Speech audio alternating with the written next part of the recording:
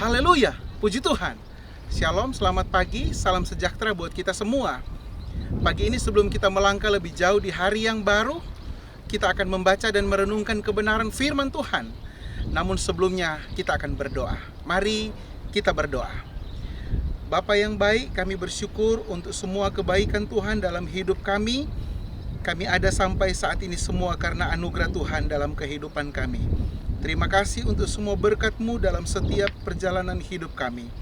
Pagi ini kami akan membaca dan merenungkan firman-Mu. Mari Bapa urapi kami.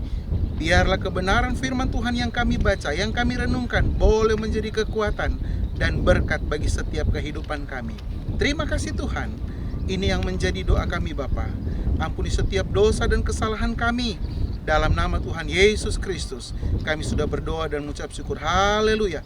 Amin. Puji Tuhan. Saudaraku yang kekasih di dalam Tuhan Yesus Kristus, kerinduan kami biarlah firman Tuhan yang disampaikan pada pagi hari ini boleh menjadi berkat bagi setiap kehidupan kita. Kebenaran firman Tuhan pada pagi hari ini kami berikan tema kunci ketenangan. Sekali lagi, kebenaran firman Tuhan hari ini kami berikan tema kunci ketenangan.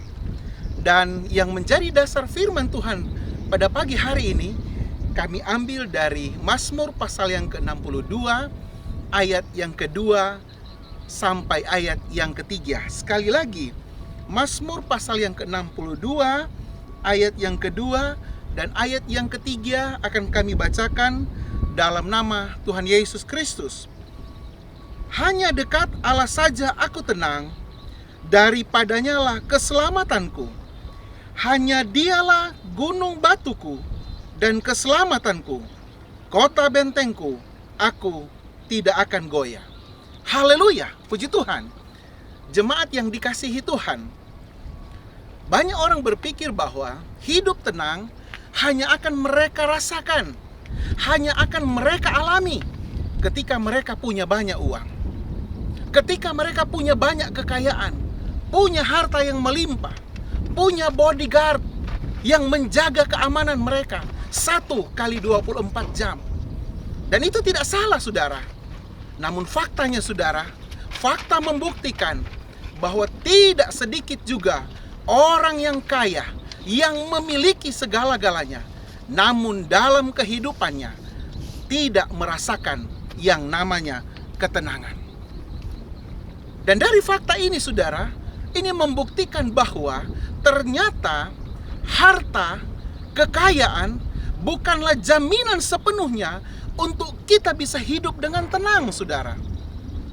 Tapi kita juga jangan menjadi orang yang munafik saudara, bahwa di dalam setiap kehidupan kita, dalam perjalanan kehidupan kita, kita punya kebutuhan.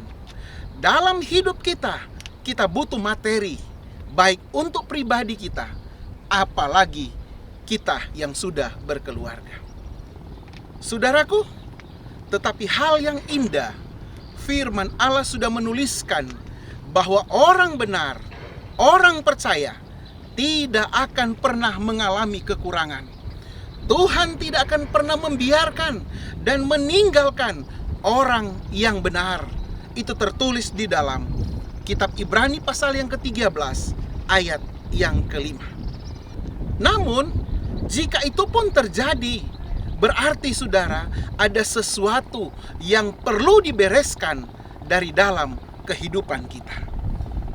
Jemaat yang dikasihi Tuhan, hidup dalam ketidaktenangan, kekhawatiran, kecemasan, kepanikan adalah hal yang sangat disukai oleh iblis saudara.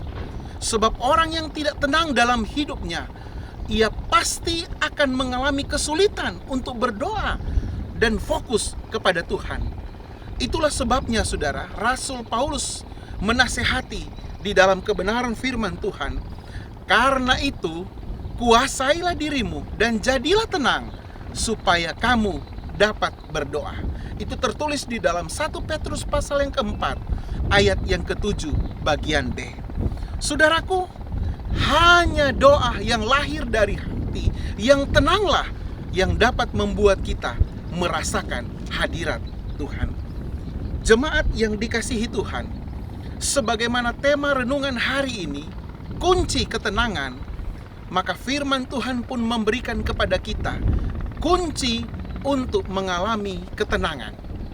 Kunci yang pertama untuk kita mengalami ketenangan, saudara, adalah hiduplah dekat dengan Tuhan, atau memiliki hubungan yang karib, yang akrab dengan Tuhan.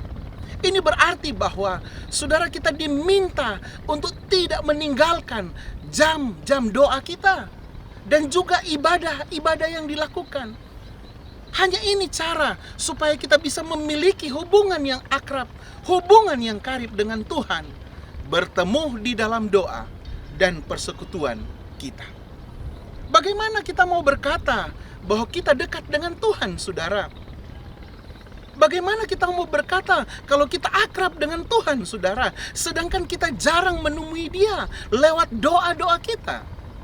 Bagaimana kita mau berkata bahwa kita akrab dengan Tuhan kalau dalam beribadah pun, dalam persekutuan kita dengan Tuhan, kita jarang, bahkan mungkin tidak pernah kita lakukan, apalagi dalam situasi seperti sekarang ini?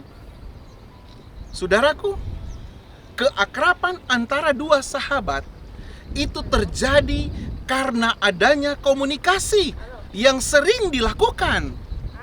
Begitupun kita dengan Tuhan, saudara. Ini kunci yang pertama untuk kita mengalami ketenangan di dalam setiap kehidupan kita. Kunci yang kedua untuk kita mengalami ketenangan adalah punya penyerahan diri kepada Tuhan. Punya penyerahan diri kepada Tuhan. Artinya apa, saudara? Artinya bahwa kita jangan hanya mempercayai Tuhan, tetapi lebih dari itu, saudara, kita harus mempercayakan diri kita. Kita harus mempercayakan hidup kita kepada Tuhan. Karena ketika kita melakukan itu, barulah ketenangan hidup akan kita alami. Sebab firman Allah menasihati kepada kita. Firman Allah mengatakan kepada kita bahwa serahkanlah hidupmu kepada Tuhan dan percayalah kepadanya, maka Ia akan bertindak. Mazmur pasal yang ke-37 ayat yang ke-5. Haleluya. Dan kunci yang terakhir atau kunci yang ketiga untuk kita mengalami ketenangan adalah tetaplah hidup dalam kebenaran. Haleluya. Tetaplah hidup dalam kebenaran. Hidup dalam kebenaran adalah salah satu kunci untuk kita mengalami rasa tenang dalam hidup kita. Apa itu hidup dalam kebenaran? Hidup yang melakukan kehendak Bapa. Hidup yang sesuai dengan firman Tuhan. Hidup yang menyenangkan hati Tuhan. Itulah arti dari hidup dalam ketenangan. Mari kita minta kepada Tuhan saat-saat ini untuk memampukan kita menjadi pribadi-pribadi yang hidup dalam kebenaran. Firman Allah menuliskan di dalam Yesaya pasal yang ke-32 ayat yang ke-17, di mana ada kebenaran, di situ akan tumbuh damai sejahtera, dan akibat kebenaran ialah ketenangan dan ketentraman untuk selama-lamanya. Amin. Tuhan Yesus memberkati kita semua. Mari kita berdoa. Bapa yang baik, kami bersyukur untuk kebenaran firman-Mu yang sudah datang mengingatkan setiap kehidupan kami. Kami akan mengalami ketenangan ketika kami ada di dalam Tuhan. Oleh sebab itu kerinduan kami, biar Tuhan selalu ada dalam setiap kehidupan kami. Dan pagi hari ini Tuhan, kami akan melangkah di hari yang baru. Kami minta biar Tuhan bersama dengan kami, berjalan bersama dengan kami. Dan kami terlalu yakin, kemenangan demi kemenangan akan menjadi bagian setiap kehidupan kami. Terima kasih Tuhan. Ini yang menjadi doa kami, dan kami mempertaruhkan seluruh hidup kami ke dalam tangan kuasa-Mu. Ampuni setiap dosa dan kesalahan kami. Dalam nama Tuhan Yesus Kristus, Kami sudah berdoa dan mengucap syukur. Haleluya. Amin. Selamat pagi. Selamat beraktivitas. Tuhan Yesus memberkati kita semua. Amin.